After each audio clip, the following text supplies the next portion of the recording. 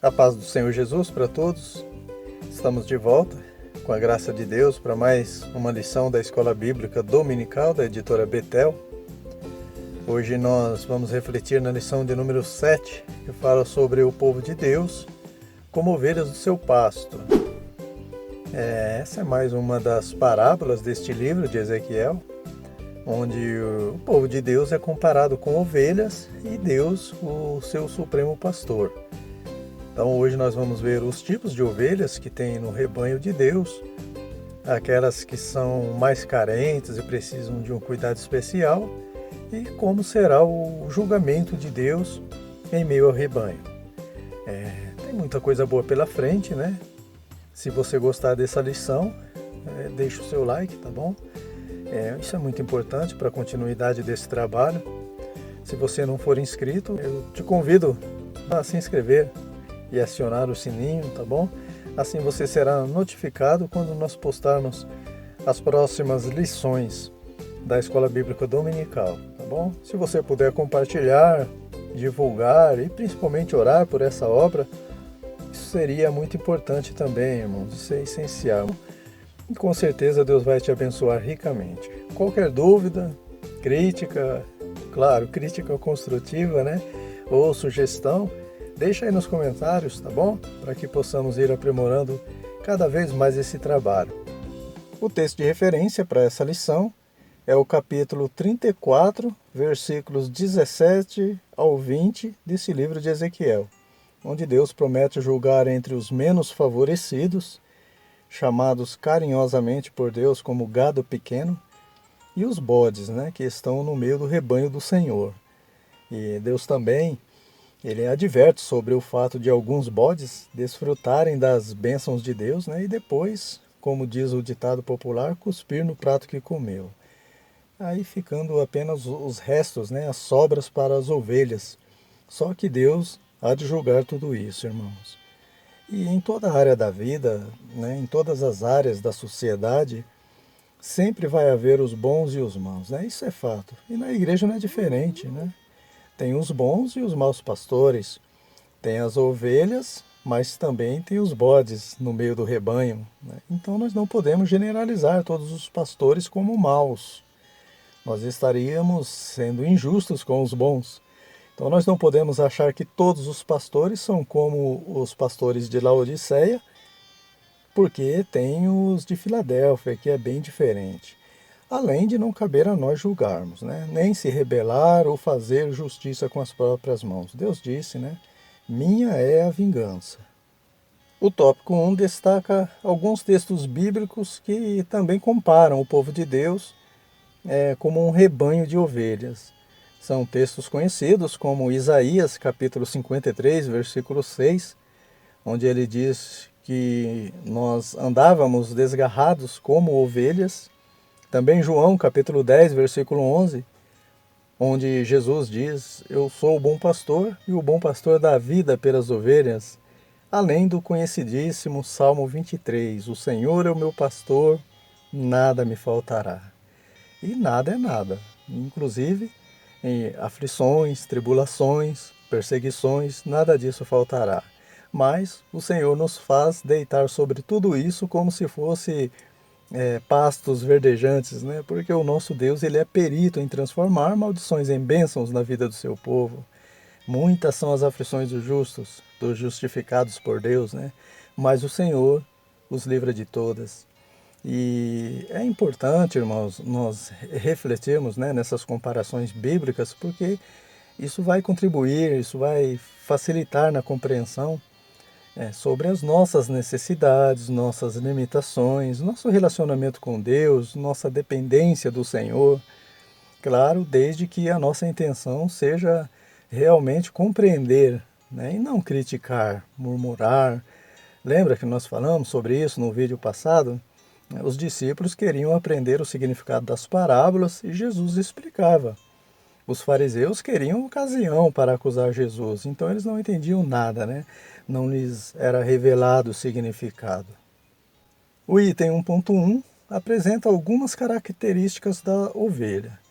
Irmãos, isso também é fundamental, conhecer as características das ovelhas. Quando nós lemos na Bíblia Deus nos comparando com ovelhas, se nós não buscarmos conhecer sobre as ovelhas, nós não vamos entender a profundidade disso. Principalmente aqueles que vivem na zona urbana, né? Na chamada selva de pedra. Esses terão mais dificuldades ainda para compreender essas parábolas referente ao campo, né? E por desconhecer isso, muitas pessoas, quando lê "O Senhor é meu pastor e nada me faltará", não vai faltar compreensão também, entendimento dessa parábola, né? Ele não vê nada demais nisso. Só que Davi, autor desse Salmo 23, ele era pastor de ovelhas, né? Ele era do campo, ele vivia no meio rural, então ele sabia da profundidade dessa declaração. Então, irmãos, nós vamos ver algumas características das ovelhas nesse item para nós entendermos o cuidado que Deus tem por nós. Essas comparações, como diz aí o item, né, elas são expressões literárias que o Espírito Santo usa ao inspirar os escritores da Bíblia para comunicar a mensagem ou a vontade de Deus para a humanidade. Então Ezequiel ele foi inspirado pelo Espírito Santo ao comparar o povo de Deus com ovelhas, porque os rebanhos faziam parte do cenário ali na Palestina, né? E ainda que a criação de ovelhas não seja algo evidente aqui no Brasil, é muito raro, mas o cuidado, o amor de Deus é o mesmo. Então Deus ele não ama os judeus mais do que a nós brasileiros, né? A primeira característica das ovelhas é que elas são totalmente dependentes do pastor. E aqui não precisa ser nenhum rabino em teologia, nenhum expert, para entender que Deus está nos dizendo que devemos ser totalmente dependentes dele ao nos chamar de ovelhas, né? E a dependência, ela está ligada diretamente à submissão. Se eu dependo, eu vou me submeter, né? Simples assim. Um grande exemplo de dependência foi o próprio Senhor Jesus. Ainda que ele se identifica em João capítulo 10 como o bom pastor, lá em Isaías 53, versículo 7, diz que ele foi levado para a cruz, né, como ovelha muda para o matadouro. Por quê? Porque Jesus era totalmente dependente do Pai. Ele disse, se possível, passa de mim esse cálice. Todavia seja feita a tua vontade e não a minha.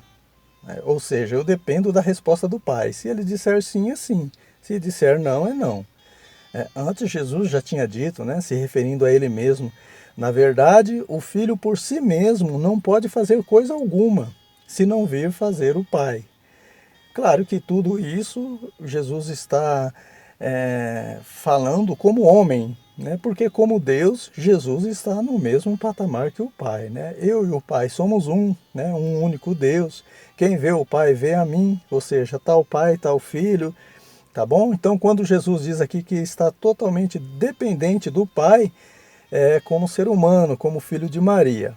Agora o problema é que estávamos entre a multidão, né? Como ovelha perdida que não tem pastor. E aí um dia nós recebemos Jesus como nosso bom pastor, mas não queremos ser dependentes dele. E por quê? Porque Deus, o bom pastor, ele vocaciona pastores para nos pastorear e dizemos, né, eu não me submeto a pastor, eu só me submeto ao meu bom pastor, o nosso Deus. Só que o bom pastor Deus, ele determinou que sejamos sujeitos aos nossos pastores terrenos, né, que velam por nossa alma e que darão conta dela ao bom pastor. Então não tem como eu dizer que tenho como bom pastor ser totalmente dependente de Deus, se no quesito de ser obediente aos nossos pastores, nós não queremos obedecer.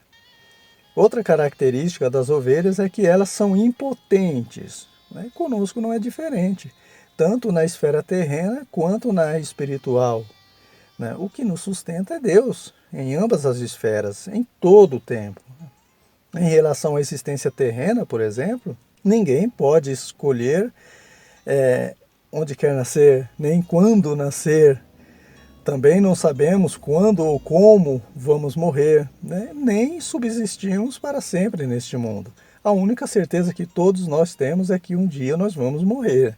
E isso fala de impotência, irmãos, né? A gente não saber de nada dessas coisas. Já com relação à vida além da morte, não é diferente, né? Ninguém consegue se salvar por méritos próprios, né? Ou salvar alguém também por seus próprios esforços, né? Os irmãos conhecem bem, eu creio, né, aquele texto de Lucas, capítulo 16, versículo 19 ao 31, onde ali tem um homem sem Deus ardendo em chamas no Hades, e ele queria alertar seus 5 irmãos para que eles não fossem para aquele lugar também. Os 5 irmãos dele ainda estavam vivos aqui nesta terra. Só que aquele homem ele não pôde vir, né? Ele não tinha esse poder para vir aqui e avisar os seus 5 irmãos. E não poder fazer algo, irmãos, diz respeito à impotência. Tanto que nem os 5 irmãos daquele homem também puderam mudar o destino dele, né? Mesmo herdando toda a riqueza que aquele homem tinha na terra, né? Por quê? Porque ninguém pode pagar o resgate de alguém para Deus, né? Os recursos do mundo todo acabariam antes. Então isso também fala de impotência. Irmãos, não tem jeito. Após a morte segue-se o juízo. Hebreus capítulo 9, versículo 27. Agora o que eu acho interessante é que algumas pessoas caem em suas próprias contradições, né? Querem interceder pelas almas dos mortos através de meios religiosos e rogam a esses mortos que venha protegê-los. Ah, fulano morreu, mas eu sinto a presença dele me protegendo. Como? Como que a pessoa está protegendo se às vezes a pessoa está acendendo vela de 7º dia, missa de 7º dia, para poder mudar o destino da pessoa, para que a pessoa tenha um bom lugar no céu? Então, irmãos, é triste isso, né? Tanta ignorância. A terceira característica das ovelhas é que elas são emblemas, são símbolos de mansidão, simplicidade, de inocência, né? Ela não abre a boca, ela muda para o matadouro. Daí a citação de Isaías pela forma como Jesus foi conduzido, né, naquela via dolorosa rumo ao Gólgota, né? E Jesus disse, né, aprendam de mim, aprendei de mim, que sou manso e humilde de coração, e encontrareis descanso para vossas almas. Por que que muitos vivem sem paz, atribulados de espírito? Porque reagem como bodes, né? Berram, murmuram, xingam, ofendem diante das adversidades e perseguições. Paulo disse aos Efésios, né, capítulo 4, versículo 31, toda ira, cólera, gritaria, blasfêmias, malícias, seja tirada dentre vós. Né? Em outras palavras, Paulo está dizendo, sejam ovelhas e não bodes. O item 1.2 diz que a ovelha conhece o seu pastor. Jesus disse isso, quando o pastor tira as ovelhas para fora, ele vai adiante delas e elas o seguem porque conhecem a voz do pastor.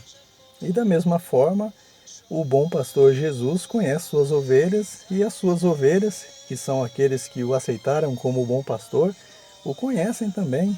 Agora a questão que fica é, será que realmente conhecemos a voz do bom pastor?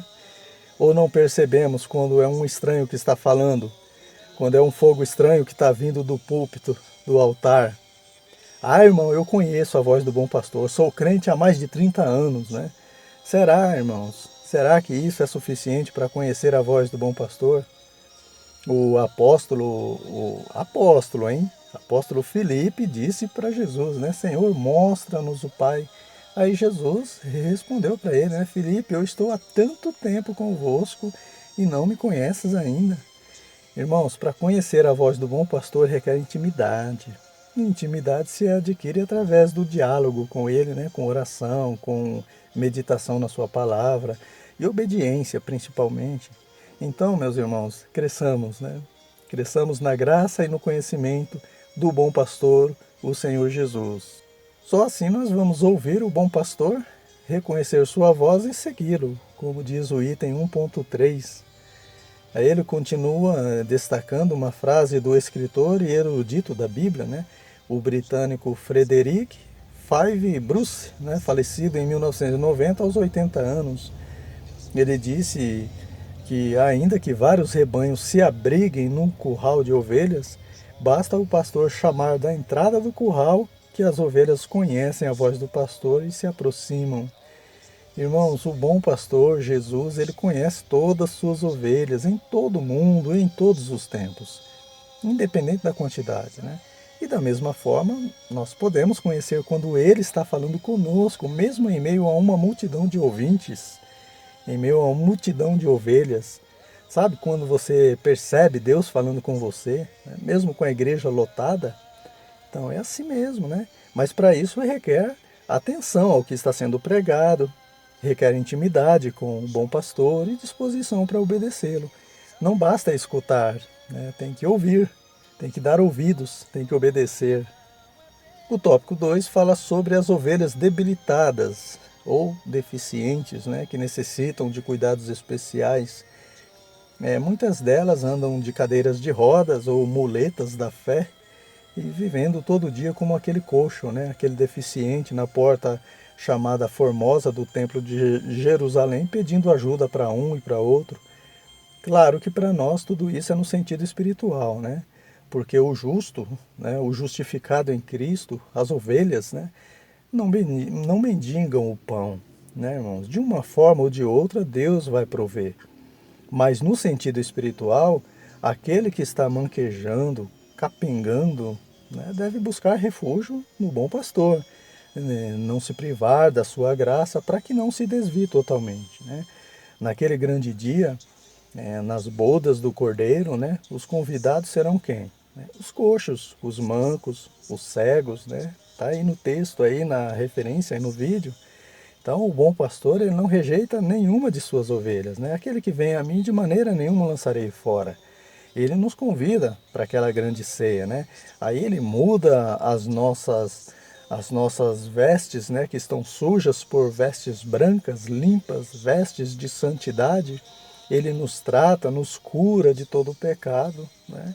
E para você ter uma ideia, de 100 ovelhas, né, o bom pastor, ele se preocupa com uma única que se perdeu. Aí ele acha, põe no ombro e sai com alegria. E isso é uma grande lição para nós, irmãos, que quando nós vemos um irmão cair na fé e se levantar várias vezes, ou seja, está capengando, né, está andando com muletas, nós criticamos pelas muitas vezes que ele caiu, mas nós não valorizamos as muitas vezes que ele também se levantou. Ao invés de murmurar, de criticar, de julgar, por que que nós não oramos por aquele que manqueja, para que ele não se desvie totalmente? Ovelhas fracas sempre tem no rebanho, né? Como diz o item 2.1. Mas qual a orientação que Paulo, inspirado pelo Espírito Santo, dá para as ovelhas que estão fortes em relação às fracas? É acabar de matar? É dar o golpe de misericórdia? Não, claro que não, né? Paulo diz, nós que somos fortes devemos suportar a fraqueza dos fracos. Suportar no sentido de dar suporte, né? Através da compreensão, do incentivo, de levar um alimento espiritual, né? Uma palavra de ânimo, né? Porque se estamos fortes, irmãos, não é por méritos nossos, mas porque o poder de Deus se aperfeiçoou nas nossas fraquezas através da sua graça. E se estamos fortes ou de pé, nós também devemos nos cuidar para que não venhamos cair também. Irmãos, ninguém é melhor que ninguém. Lembra do item 1.1? Nós falamos no comecinho, né? Todos nós somos impotentes e dependentes do bom pastor, do alimento que nos fortalece vindo do céu, o pão vivo que desceu do céu, né? As ovelhas fracas, elas têm tudo o que precisam para estarem fortes, né? Só que os halteres da piedade que estão à disposição delas para se fortalecerem, elas não usam, elas não se exercitam. Elas têm a palavra de Deus também como alimento, mas estão fracas, porque não se alimentam, né? Agora, por que que não se alimentam? Aí, irmãos, tem diferentes causas, né? Mas geralmente é porque estão sem apetite. E se estão sem apetite, continuamente, né? É porque estão doentes. Como diz aí o item 2.2. E doentes precisam ser tratados, né? Não foi o que acontecia com aquelas ovelhas doentes de Jerusalém, né? Os pastores ali não se preocupavam com essas ovelhas, né? Não curavam os doentes espirituais e, consequentemente, não os fortaleciam. Por isso que eles eram tão desobedientes a Deus, murmuradores, e acabaram colhendo as consequências, caindo nas mãos do rei Nabucodonosor, né? Porque os pastores, eles estavam, na verdade, preocupados consigo mesmos, né? Só que Deus, através do profeta Ezequiel, diz que vai requerer desses pastores. Irmãos, doença ou fraqueza espiritual tem várias causas, né? E só aquele que examina os corações, o Espírito Santo, né, conhece a causa de cada uma.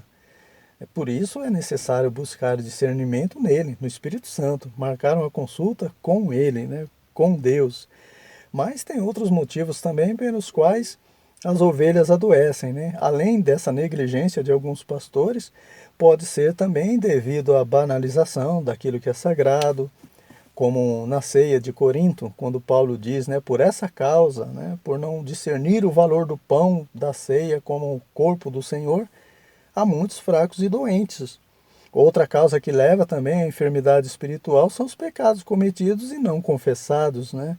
Como no caso daqueles paralíticos, né? Tanto de Cafarnaum, quando desceram ele, né, sobre os telhados ali, né, naquela casa, e também aquele paralítico de Betesda, né?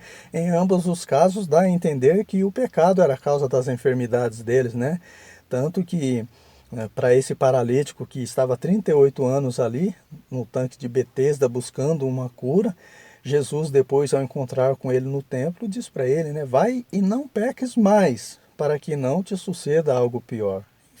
Enfim, né, irmãos, são N as causas, né, das doenças, das enfermidades espirituais. Agora, certo é que a doença deve ser curada na raiz, na causa, né? Não adianta dar remédio contra a febre, mas contra a causa da febre, né? Seja com relação à enfermidade física ou espiritual.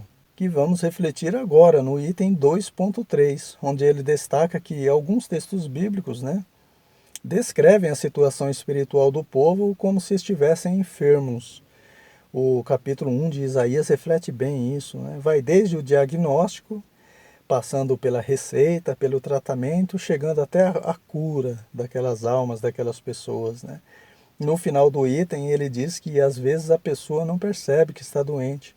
Por isso que é essencial fazer um exame periódico, né, preventivo da nossa situação espiritual diante de Deus.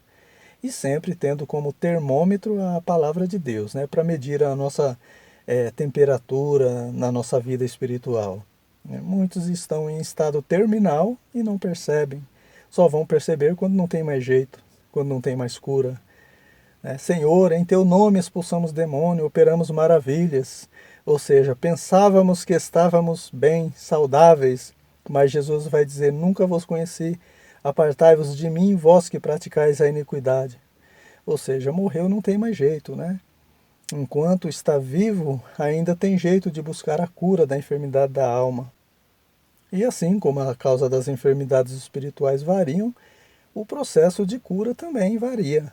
Às vezes, duas pessoas vão ao médico com a mesma enfermidade, mas o medicamento varia, depende dos resultados dos exames que os médicos pedem. Né? Por que que para ser curado da lepra, Naamã teve que mergulhar 7 vezes no Rio Jordão? Se 10 leprosos foram curados só enquanto estavam no caminho ao sacerdote, né? Para outro leproso bastou um quero, seja limpo, que Jesus disse para ele. Porque no diagnóstico do exame interior de Naamã foi diagnosticada uma soberba que deveria ser tratada. Então, irmãos, Deus trata de maneira diferente com cada um de nós, ainda que o pecado seja o mesmo, já que às vezes a causa é outra.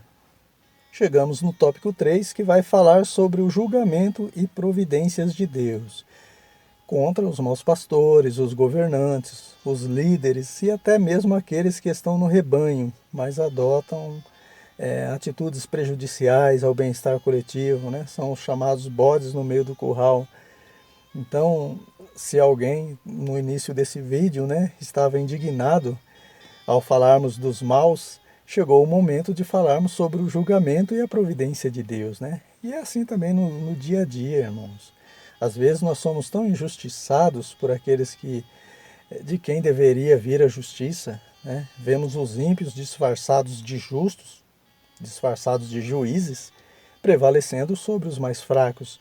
E aí nós ficamos indignados como o profeta Abacuque, até quando, Senhor? Né? Até quando? Mas Deus irá julgar, irmãos. Deus entrará com a providência.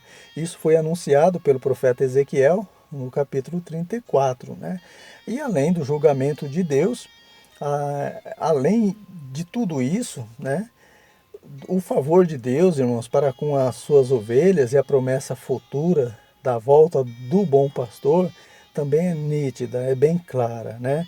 Ele disse que iria para o Pai, mas voltaria outra vez para buscar as suas ovelhas. E essa é a esperança que nos alegra, quando Paulo diz: alegrai-vos na esperança. Então, meu irmão, minha irmã, se você se sente injustiçado e tem fome e sede de justiça, Jesus diz que você é um bem-aventurado, você é uma bem-aventurada, porque vocês serão fartos. O item 3.1 fala sobre as atitudes soberbas e egoístas. De quem, irmãos? De Nabucodonosor? Não, né? Pasmem os irmãos, dos líderes que estavam à frente do rebanho. Deus usa a expressão, né, pisar, enlamear o resto. Isso fala de irreverência, irmãos, ganância, desamor, egoísmo para com o próximo, né? Mas isso é bíblico, irmãos, tá? Paulo diz que nos últimos dias viriam tempos difíceis, trabalhosos, porque haveria homens amantes de si mesmos, né? Avarentos, presunçosos, soberbos, egoístas, enfim, né? Então, se alguém espera melhoria nesse mundo, esquece, né? Porque nem um tio ou um jota passará sem que tudo que está escrito na palavra do Senhor se cumpra. Claro que isso não significa que nós devemos nos acomodar, mas devemos nos conformar, né? Sem nos acomodarmos. Como assim? Nós devemos orar, nós devemos clamar, nós devemos pedir graça a Deus em meio a tudo isso, né? Observem que no final do item diz que tudo isso é um alerta para cada membro do rebanho de Jesus, tá bom? Essa soberba toda dos falsos mestres, essa arrogância, esse egoísmo, né? Por que para todo o rebanho, irmãos, que é um exemplo para nós?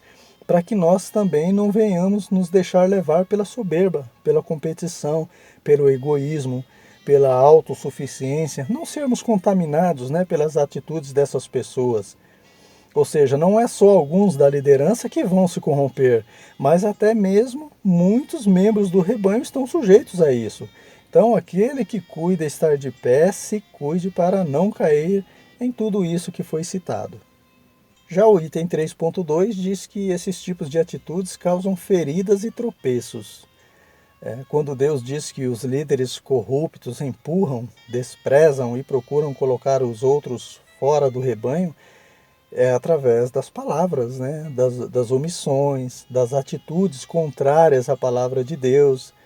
As ovelhas observam o comportamento de tais pastores, desses líderes, e saem do rebanho. Por isso que Jesus disse, né, que é lícito que venham os escândalos, mas ai daqueles por quem eles vierem. Em outra ocasião, Jesus disse: qualquer que escandalizar um desses pequeninos que creem em mim, seria melhor que amarrasse uma pedra no pescoço e se afundasse na profundeza do mar. Enfim, o item 3.3 aborda a providência divina, que faz parte do nada me faltará, do Salmo 23. Se por um lado não faltará aflições, perseguições, tribulações para as ovelhas, não faltará também carinho, orientação, cuidado do bom pastor, do nosso Deus, que deu a vida pelas ovelhas, né? Para o povo no cativeiro e para nós também, essa mensagem é um refrigério, irmão, cheia de esperança. Então chegamos ao término de mais essa lição. Eu espero ter ajudado com o preparo da lição de cada um de vocês, tá bom?